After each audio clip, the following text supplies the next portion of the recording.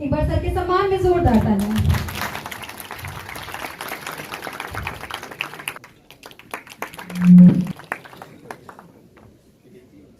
आपने अपना बहुमूल्य समय हमें देकर कृतज्ञ और चर्चा और आपसे निवेदन करूंगी कि कृपया एक अपना उद्बोधन दें और हम सभी का मार्गदर्शन करें।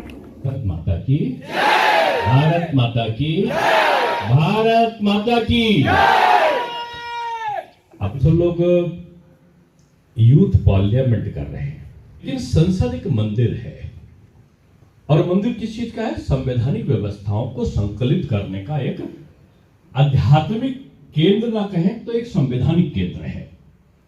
और इस संवैधानिक केंद्र में हमारी जो आस्थाएं होती हैं, निष्ठा होती है, हमारे देश के संविधान के प्रति होती है, संसदीय परंपराओं के प्रति होती है। हम तर्कों के आधार पर जो संसदीय नियम है उनके अनुपालन के लिए हम विभिन्न प्रकार के नियम और कानून बनाते हैं। ये जो व्यवस्थाएं होती हैं, जब आप युवा संसद लगाते हो, इसका क्या मतलब है? आप राष्ट्र के निर्माण के लिए अपने को तैयार कर लिया है। राष्ट्र के मुद्दे कौन से हैं? राष्ट्र के मुद्दे हैं, एक तो मेरा पहला है, हमारा राष्ट्र अक्षुण्य रहे, मजबूत रहे, हमारा राष्ट्र आत्मनिर्भर भारत बने।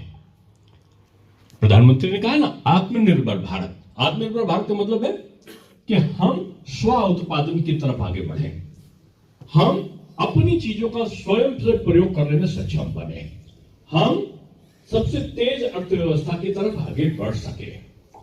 और इसी कब होगा? जब हम पे अपना नियंत्रण होगा। आज देश दुनिया में शक्तिशाली क्यों बन रहा है? आप जानते हो क्यों बन रहा है? उसका कारण क्या था कि एक शक्तिशाली नेतृत्व है आपके पास, वो न डरता है न डराता है, न दबता है न दबाता है, और न किसी पर आक्रमण करता है, और अगर आक्रमण करने की सोचता है कोई तो सिंदूर, ऑपरेशन सिंदूर करके घर में घुसकर मारता है। तो ये नेतृत्व तो बहुत दिनों के बाद आया है। उत्तर प्रदेश में आपको बच्चे हो, अपने मम्मी पापा से पूछना, माफिया चलते थे, वसूलियां होती थी, और वसूलियों में हर इलाके का एक माफिया हुआ करता था, खुलेआम अपराध करता था। आज तो होमगार्ड डंडा पटकता है तो माफिया छोड़कर मोहल्ला चला जाता है। क्यों? दृढ़ इच्छा शक्ति नेतृत्व का करने वाला कोई अगर आ जाता है तो शासन प्रशासन भी ठीक हो जाता है और डेवलपमेंट प्रोसेस भी हो जाता है। तो इस तरीके की हमारी यात्रा चल रही है, और ये किसके बल पर चलिए? युवाओं के बल पर चलिए। और युवा तमाम तरीके, मैं विद्यार्थी परिषद का सदस्य रहा हूं, मैं हमेशा कहता हूं विद्यार्थी परिषद बच्चों में बचपन से ही राष्ट्र की चेतना का जागरण कर देता है और उनको एक सबल व्यक्तित्व के रूप में लाता है।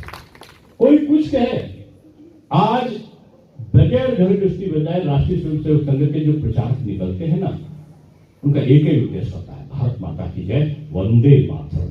और क्यों? क्योंकि देश हमारा होगा तभी हम आगे बढ़ सकेंगे ना। अगर हमारा राष्ट्र नहीं हुआ, हमारा देश नहीं हुआ, तो हम किसके लिए काम करेंगे?